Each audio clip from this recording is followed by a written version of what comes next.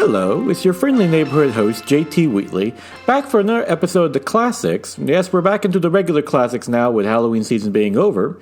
And in this one, we're going to be discussing, well, kind of a buried treasure, and that is Goldfish by Brian Michael Bendis. This was a 1994 crime series published by Brian Michael Bendis back then, originally through Caliber Comics, and then republished through Image Comics, and recollected in the trade paperback Goldfish. And it's basically a crime story about a grifter who returns to town to look up his ex, Lauren, who's now the criminal under boss of the whole area, and also another ex-partner in crime, Izzy, who is now a police detective. But all the while, the only thing he wants is to get his son back. This is a great series in general, and interesting enough, though, Brian Michael Bendis both wrote and drew this. People forget that Brian Michael Bendis, before he became one of the more acclaimed writers in comic books, was a pretty good artist, too. He has a nice, gritty Norse style, very realistic, a little stiff, I will definitely give it that, but definitely fits this kind of story. And this is like a great, Goldfish is like really a highlight of one of the great crime stories that Bendis did, starting as an independent writer-creator. And definitely worth checking out for that early work. It's always fun to go back and see the earlier work of a lot of the great creators we know today before they became giant superstars, to really see that raw edge they had to it, and also see their budding genius as well. And Goldfish is just, as a story itself, just beginning in, just a great read. So yeah, definitely, if you could pick up the trade paperback Goldfish by Brian Michael Bendis, I would highly recommend it, because in my opinion, it's an underrated classic.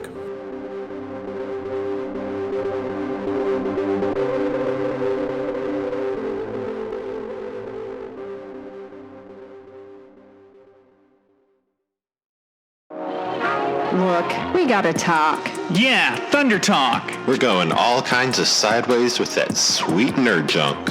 Woke nerd junk. It's topical. Political. Dare I say radical. We've got all your latest news and reviews. Hot music. And a whole lot of comedy. But it ain't for kids. Definitely mature content. So let's talk. Let's talk Thunder Talk.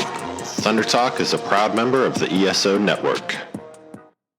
Now it is November 4th, 2021, time for my favorite comic book of the week, Crossover number 9 by Donny Cates and Jeff Shaw, which continues with the big cliffhanger from the last issue, in which the police are investigating the serial killer of comic book creator murderers, and they bring in some comic book creations themselves, Pilgrim and Walker, the detectives from the Power series, speaking of Brian Michael Bendis in this episode, as they start interrogating Ellie. Meanwhile, Ryan is agreed to meet with his father, who may have a clue about who this serial killer is.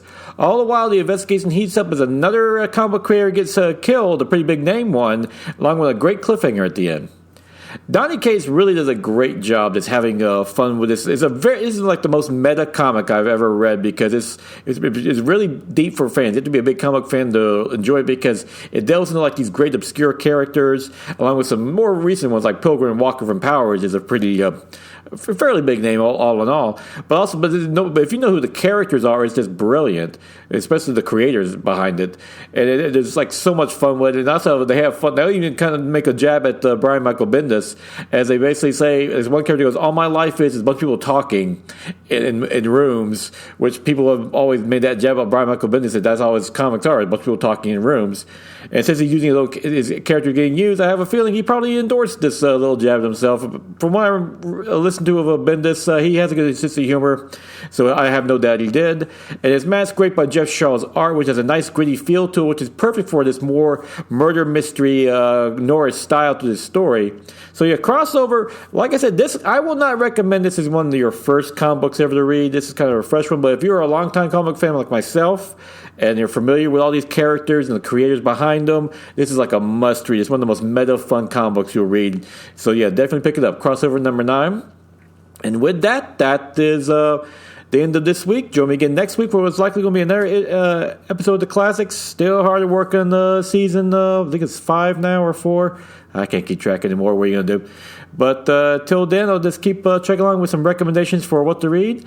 And till then, go out and enjoy yourself a good comic book. If you can, check out Goldfish by Brian Michael Bendis, because that, in my opinion, is an underrated classic.